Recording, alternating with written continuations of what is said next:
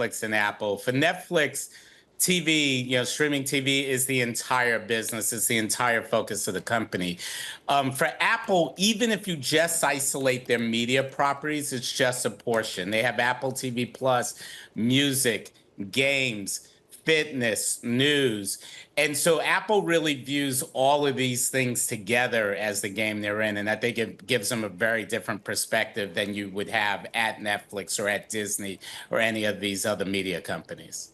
Well, some of these I get, Mark, because you have to be in the Apple ecosystem to use them. In order, for example, to use something like an Apple Fitness, perhaps you want an Apple Watch, a device. But with Apple TV, you don't need it. I mean, I watch Apple TV on my Roku, for example. So how does that fit into the whole ecosystem stickiness kind of aim that they're trying to achieve?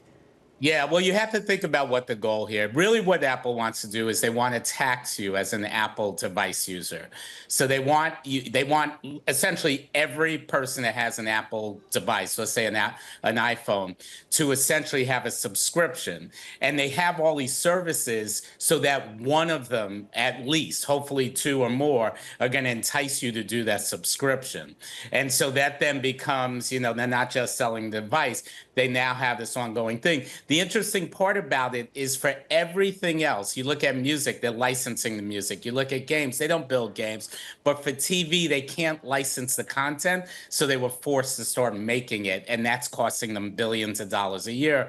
That's why they're losing money on that. But again, I think they're just in a different game. They're looking at it as how do they add this, subscription revenue stream to their business. And they don't really care what you adopt to use it, as long as it's one or more of those services. By the way, how are they doing in terms of $1 billion a year losses? I think it's $1.1 billion a year that they expect to lose on streaming. Is that a lot in your estimation, or is that peanuts for Apple?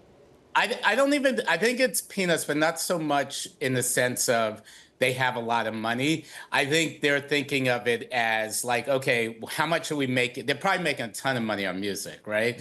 And so they're looking at the whole subscription portfolio and saying, are we making money on the entire portfolio? I do think there's a possibility at some point they say, do we even need TV to get kind of, we'll call it the Apple Entertainment subscription. Let's give it that label. Do we even need TV? And if they decided they don't, that it's not really what's driving people to subscribe, maybe music is the leader or fitness or something like that, then I think there's a possibility they could sell Apple TV Plus. At the time, I think they thought they really needed it, and I'm 50-50 on whether they do or not as an individual right now. Well, in terms of other changes they could make, I mean, Mark, your day job, among the many interesting things you do, is at Mountain working with brands for advertising, giving them a platform. We've seen all the other streamers, most of them offer something of an ad-based tier. Netflix went into it, Disney, Amazon. Is Apple next? There are rumors that they are, and again, I don't think their heart's in it. The only advertising revenue they have is really the App Store, and that's barely advertising revenue. So I think it's a possibility, but if I laid my money down, I'd probably say not, that they just never fully get there. I just got to ask about F1 because you're a sponsor of the BWT Alpine F1 team. I saw Pierre Gasly was disqualified yesterday because his car's too light. What's your take on that? And what's it like being involved in the sport? It's a lot of fun. We do it for our customers, and we also have, meaning the team at Mount, we also have a real passion for the sport, but it really started as a way to spend more time with our customers and kind of reward them. But it's real. Like we get emails from the team constantly. We know, like the moment Pierre gets disqualified, there are text messages flying.